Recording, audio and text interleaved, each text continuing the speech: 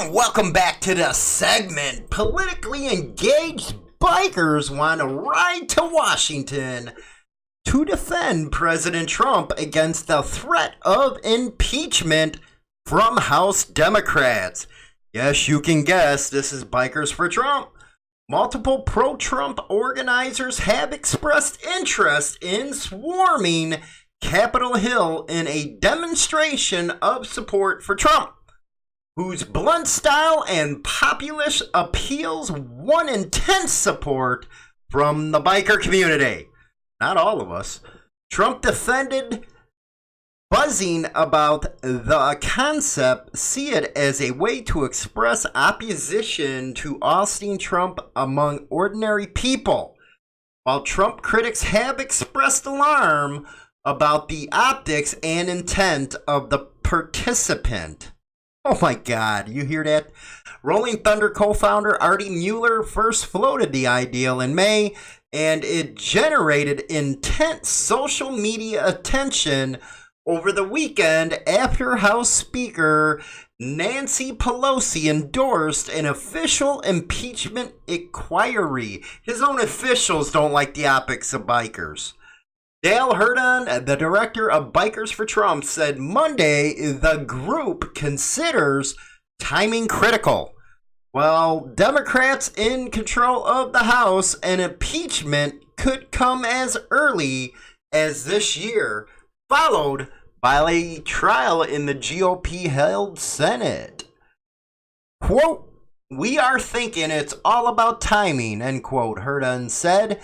"Anyone can have a rally, anyone can do a ride, but it is meaningful. If we do something, we want it to be timed properly and the meaning to have a positive purpose." Oh man, got that going. Timing is key again, he said. Mueller told the Washington Examiner on Friday that he spoke with Trump on the phone about a month and a half ago. The men didn't discuss his protest ideal, and Mueller said he's not organizing a rally, though he's eager to help, quote, if he needs support somewhere, end quote. "We are all supporting him," Mueller said. "The Democratic Party is really out of line. All they have been trying to do is destroy him." Mueller's initial call to action attracted mixed reviews. Richard Painter, the former White House ethics lawyer to President George W. Bush turned unsuccessful Democratic Senate candidate, well, of course they go back and forth, don't they, expressed concern that brown shirts on wheels will descend on D.C., referring to Adolf Hitler's Nazi militia, so they just called bikers militia from the Nazis. Swastikas, racist tattoos and all, they are coming to do their leaders' bidding, Painter wrote on Twitter. He's a freaking schmuck. Now I'm mad. He called for the bikers. The bikers now promise to answer his call. Well, now that you're mentioning, now maybe we should. Brown shirts on wheels will descend on BC. He goes again. Will Congress back down? Richard W. Painter at RWPUSA May 31st. Remember that one. Curran said he is not concerned about a potential ride reflecting poorly on Trump. Bikers for Trump has more than 330,000 Facebook followers, allowing for a broad dissemination of plans. But large existing groups aren't necessary, and a possible rally has gained traction among many local leaders with experience organizing events. Yeah, right. Bill Williamson of Maryland, a native anyway, who organized the 2 million bikers to DC rally in 2013, which brought thousands of bikers to counter protest the 9/11 event originally called the Million Muslim March, told the Washington Examiner in May that he, quote, most certainly will be involved in anti-impeachment planning. This is going to engulf us for a whole year. Sky Bischoff, who organized a pro-Trump rally in Washington's DuPont Circle in January 2017, said Monday, if the call is put out to ride, I'll be there, along with many like-minded brothers and sisters.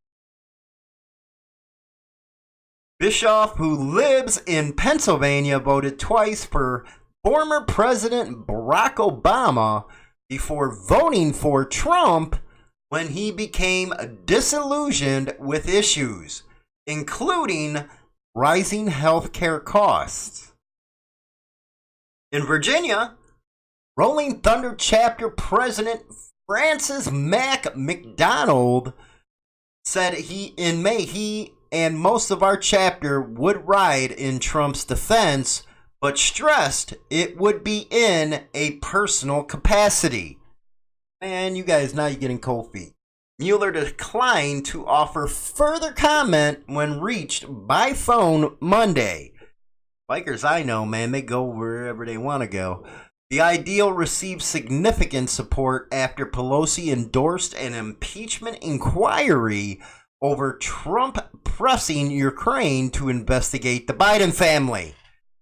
It's they project a lot. One Twitter user wrote, I am not rich, don't have a ton of extra money, but I do have an earmark account for tickets, hotel, for just such an occurrence. We will descend on DC. Well, let's see if you guys are all talk. Bikers for Trump usually are. Another Twitter user received 1,000 retweets and almost 200 concurrences writing, the rest of us patriots will be joining them. Who else will show up? The biker community is prone to fake nationalism, allowing for a ride called by one leader without the blessing of others. At Trump's inauguration, 3 biker leaders fought among themselves and held separate pro-Trump rallies. Alrighty then. We'll keep you updated if it actually does go down. Author Scott Eslinger, 12 News. This coming out of Lake Charles, Louisiana. Orange police officers arrested a man Friday morning in connection with the theft of 2 ATM machines and about $150,000 by a group Louisiana police say are a part of a Texas motorcycle gang. I call this the Caper, the Keystone Caper. Faith Brooks, 27 of Beaumont, was arrested in connection with the thefts. Joshua Leroy Fontenette was arrested by Orange police officers during a traffic stop early Friday morning, according, again, to a news release from the Parish Sheriff's Office. The Keystone Caper.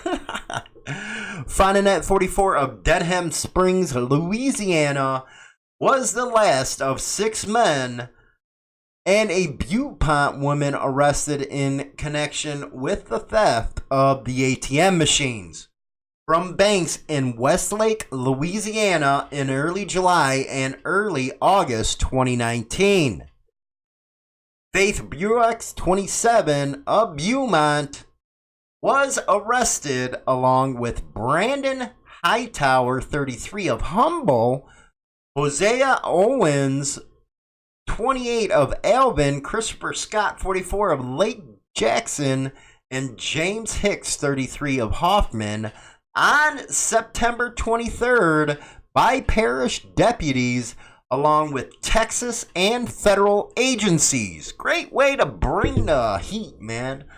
The agencies involved include the Houston Police Department, FBI, U.S. Marshal's Office, ATF, FBI Beaumont Branch, Beaumont Police Department, Port Arthur Police Department, Beaumont Fire and Medical, Texas Department of Criminal Justice Officer of Inspector General, Harris County Sheriff's Office, the Federal Bureau of Prisons, and the Texas DPS. Good going, guys. Bring them all in. Melvin Coop, 46 of Spring, turned himself in on Wednesday. Jesus, this is a Keystone Caper. Parish deputies say all 7 are members of the Brothers East, or Beast, outlaw motorcycle gang. Early on the morning of July 13th of 2019, parish deputies were dispatched to Westlake, Louisiana Bank off Sampson Street for an alarm call. Once they arrived, they learned that an ATM machine had been stolen from outside the bank using a stolen forklift, which was left at the scene, according to the news release. Yeah, now you guys see why I call it a Keystone Caper. Detectives later recovered the ATM in the bed of a stolen pickup truck near State and Sheridan Streets in Lake County, or Lake Charles, my fault. The suspects had stolen the forklift from a business across the street from the bank hours before stealing the ATM, the release said. Early on August 3rd, 2019, detectives believe the same group stole another ATM from a bank on Sampson Street in Westlake. Modern day robbers. Deputies arrived on the scene and discovered the ATM missing and found a stolen trailer along with a stolen forklift.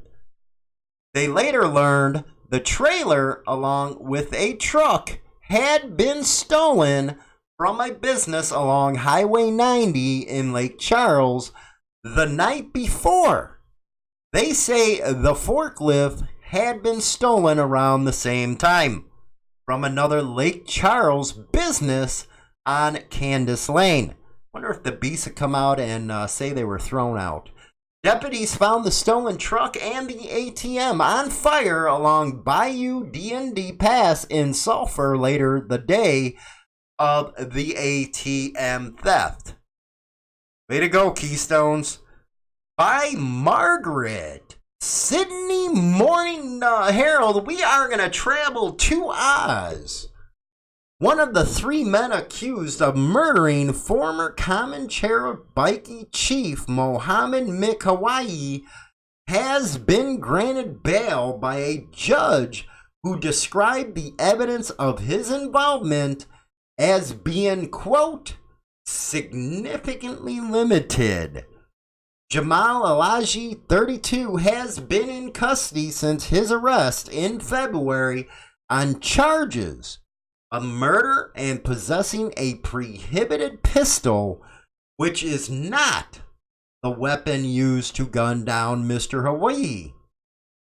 Yeah, they got some messed up laws over there. Guns, I'm talking about. In the NSW Supreme Court on Tuesday, Justice Robertson Wright granted bail, imposing strict conditions.